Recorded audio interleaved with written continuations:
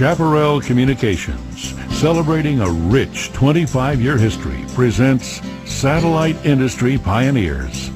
This is the story about some of the people who brought satellite reception to your home and what motivated them.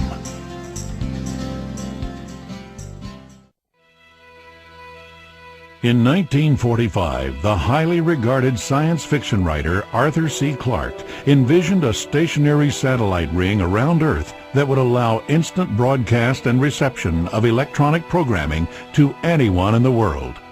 The Clarke Belt, as it is known today, contains literally hundreds of satellites in stationary orbit around the Earth, just over 22,200 miles in the sky. After the Russians began the space race by launching the world's first satellite, Kennedy made his famous challenge to NASA and the American public. A clearly leading role in space achievement, which in many ways may hold the key to our future on Earth. His urgent task speech was inspired by the desire to reach the moon and establish a viable satellite communication system, all of which he felt would contribute to world peace. By 1969, the United States had its first man on the moon and several geosynchronous satellites launched, capable of TV broadcast. The Telstar, CENTCOM-2, and Earlybird satellites were the basis of the first global network of broadcasting satellites.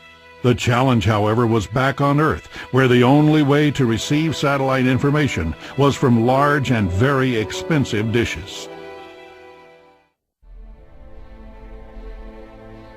In 1967, Dr. Bruce Lusignan, a Stanford professor visionary, challenged a class of 37 grad students to create a communication system for developing nations using satellite technology.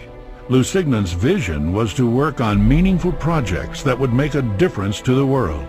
His goal involved the development of high-powered broadcast satellites and thousands of small and inexpensive dish receivers.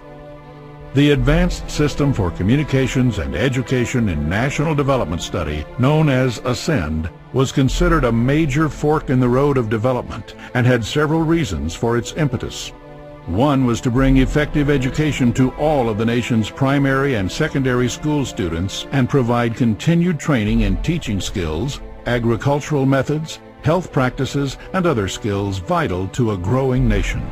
In addition, satellite could deliver an efficient communication system to coordinate the expanding commerce of the country and allow broadcast of cultural and entertainment programming supporting a sense of national purpose.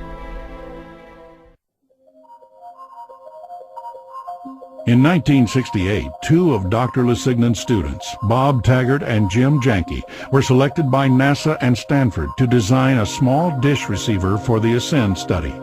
The key requirements were high volume, low cost, and small size. At that time, a dish receiver system for satellite cost over $500,000 and had a diameter of 100 feet. A year later, after several prototypes and design tests, Janke, Taggart, and Lusignan tested their first small-scale satellite dish receiver. This dish system, capable of being built for less than $200, was the first of its kind and was featured in Microwaves magazine. In the coming years, NASA developed and launched the ATS-6 satellite, the very first high-powered direct broadcast satellite, focused on educational TV. In 1974, Janke and Taggart installed two of their 7-foot ASCEND dishes in Denver, Colorado and Roundup, Montana, and received television from the ATS-6 as part of a larger test of the satellite transmission. Other small dishes were also used on the test. In total, about 120 dishes were installed and tested in 23 states across the country.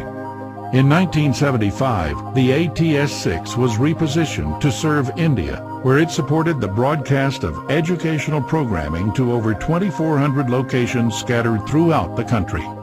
Dr. Lusignan's dream had become reality in just a matter of 8 years.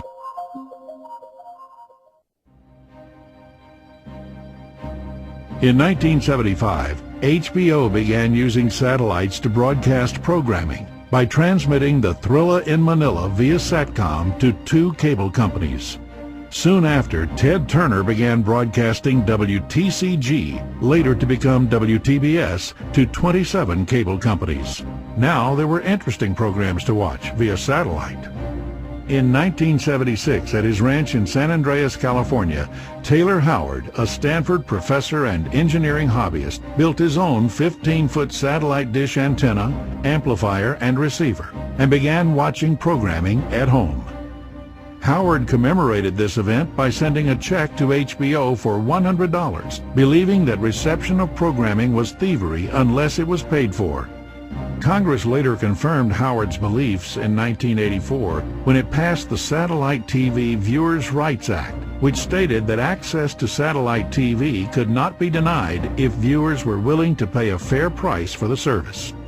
Also in 1976, a rebel by the name of Bob Cooper, editor of the Community Antenna Television Journal, envisioned the emerging market for the home satellite dish. He soon began publishing how-to manuals from Howard and others, and launched the U.S. satellite television industry by organizing trade shows.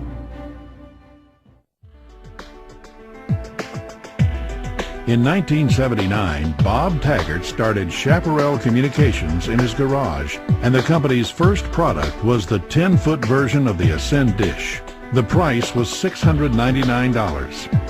In 1980, Taylor Howard and Bob Taggart met at a Cooper-promoted trade show and formed a partnership to develop satellite products for mass usage. Howard was elected president of the Satellite Industry Trade Association. He provided tremendous leadership and vision for the next 20 years to the industry he helped create. The Chaparral team of managers, designers, engineers, and sales professionals grew the company to over 200 people and $50 million in global annual sales of component parts for satellite reception. As the 1980s ended, the sales of satellite dishes exploded with the launch of smaller, much less expensive units. This happened first in Europe with the launch of Rupert Murdoch's B-Sky B on the Astra 1 satellite in 1989. Followed by digital services of DirecTV in 1994, and then by the Dish Network launched in 1996 by satellite pioneer and visionary Charlie Ergen. Now, millions could afford to enjoy the benefits of satellite TV.